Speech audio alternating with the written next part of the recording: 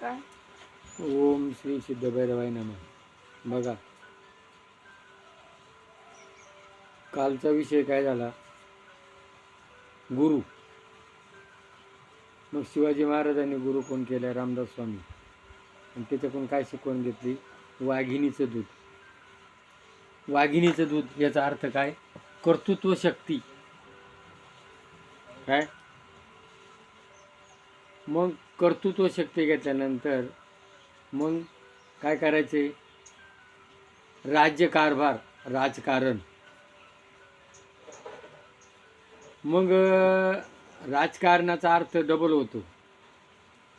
आपले शरीरामध्ये जे इंद्रिय आहेत, 5 इंद्रिय, कर्मेंद्रिय, 5 ज्ञानेंद्रिय, 11 मन. मग याच्यावर कारभार कोणाचा करायचा आहे? मनाचा. मग तो जर मनाला योग्य मार्गदर्शन दिलं, योग्य वळण लावलं, तर जीवन सुरळीत चालणार आहे. तसं शिवाजी महाराजांना काय उपदेश केला? कारभार. मग कारभार कसा करायचा? राजकारण. तर राजकारण कसं असावं? स्वच्छ असावी. समाजाच्या समाजाकरता जेवढं आपल्याला काय करता येईल तेवढं त्या राजानं करावं. मग शिवाजी महाराजांनी काय केलं? महिलावर होणारा अत्याचार दूर केला. शिवाजी महाराजांनी जनतेच्या हिताकरता जेवढं करता आलं तेवढं केलं. बघा, शिवाजी महाराजांच्या काळामध्ये एक यवनांची स्त्री, कल्याणचा खजिना लुटला आणि त्यावेळेला ती सुभेदाराची सून खूप देखणी होती आणि ती धरून आणली. बघा, तेव्हा शिवाजी महाराज काय म्हणले? माझी आई जर अशी सुंदर असती तर मी असाच झालो असतो. केवढी दूरदृष्टी, केवढे विचार. शिवाजी महाराजांच्या काळामध्ये महिला ही तमाशा, बाया ज्या नाचतात ना तमाशामध्ये, हे त्या टायमाला नव्हतं. शिवाजी महाराजांच्या काळानंतर तमाशामध्ये महिला नाचायला लागल्या. त्यावेळेला शिवाजी महाराज महिलांना नाचून देत नव्हते. महिलांची इज्जत ही कोणा केली? शिवाजी महाराजांनी.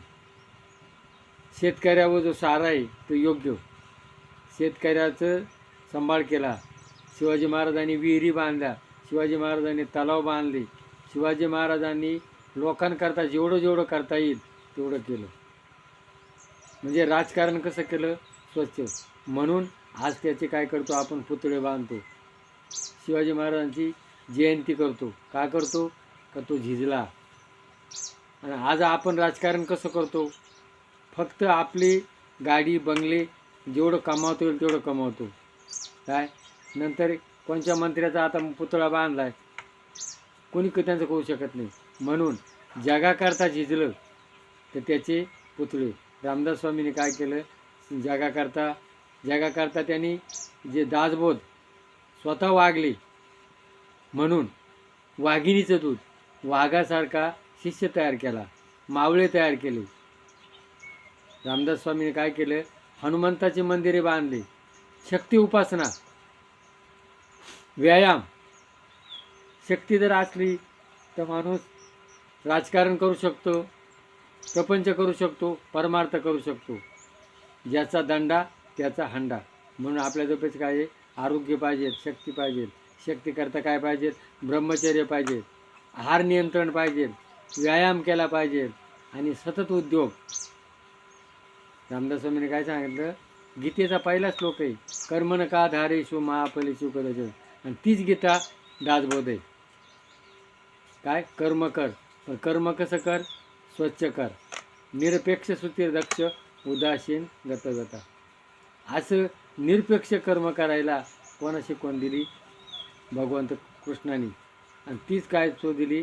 तुकारामाने तेच सांगितलेलं आहे. तुकारामाने काय सांगितले? का निरपेक्ष तुका म्हणे काही न मागो आणि क तुझ्या पायी सुख सर्व आहे. समाधानी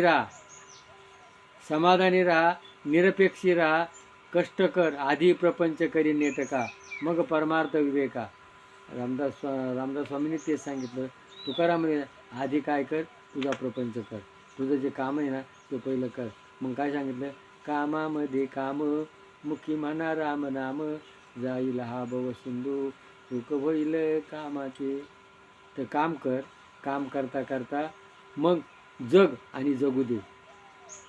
रामदास स्वामींनी ते सांगितलेले. तर कष्ट कर आणि तूही खाय, आणि उरलेलं दुसऱ्याला दे, फेकून देऊ नको. पण आज आपण काय करतो, स्वतःही खात नाही आणि दुसऱ्याला. बघा, कुत्रा असतं गावानीत बांधलेलं, बैल असतो, बैलाच्या गावानीत कुत्रा असतं. आता बैलाला वैरण घातल्यानंतर ते कुत्रं त्याला भुकत आहे त्याच्यावर. कुत्रं तर काय वैरण खात नाही आणि ते बैलालाही खाऊन देत नाही. आज समाजाची हीच परिस्थिती, स्वतःही खात नाही आणि दुसऱ्यालाही खाऊन देत नाही. म्हणून आपल्या भारतीय संस्कृतीमध्ये सगळ्या संतांनी ते सांगितलं, जगा आणि जगू द्या. ही आपली परंपरा आहे. मी खाईल आणि त्यालाही देईल, ही संस्कृती. माझंच भरलं पाहिजे, ही विकृती. म्हणून जोडून या धन, उत्तम व्यवहारी, उदास विचारे विचिकारी. धन कमव, पण कसं करू, उत्तम कर, दुसऱ्याला त्रास नको. आणि अशी शिकवण दासबोधात गीतेचे विचार तेच विचार, तुकारामाचे तेच विचार. कोणाचे? शिवाजी महाराजांना गुरु कोण होते? शिवाजी महाराज होते, तुकारामाने होते. आणि अशा दोघांचे याच्यात शिष्य तयार झाला. मावळ्यांनी काय केलं? हिंदवी स्वराज स्थापन केलं आणि आज आपण सुखानं जगतोय. आपली जी संस्कृतीमध्ये जी आज मंदिरं आहेत, शिवाजी महाराज होते म्हणून आज हे मंदिर आहेत. जर शिवाजी महाराज नसते तर आज आपण याच्या पूजा अर्चा करतो, हा वारकरी संप्रदाय राहिला नसता. म्हणून त्यांना जी गुरुची शिकवण केली, म्हणून माणसाला काय करावा, योग्य गुरु मागित केला पाहिजे. आणि शेवटी गुरु कोण आहे? आपला गुरु आपणच आहे. म्हणून आपुले आपण करा सोडवणं, संसार बंधन तोडावेगी. म्हणून प्रत्येकाने सारासार विचार करायचा आहे, आपण काय करतो, आपण कसं बोलतो, कसं वागतो, कसं राहतो. मग आपली कोणा सोडून करायची? आपण करायची. म्हणून हा उपदेश आपण घ्यायचा आहे आणि जगा आणि जगू द्या, ही संस्कृती आपल्याला पुढे चालवायची. जय भैरवनाथ महाराज की जय.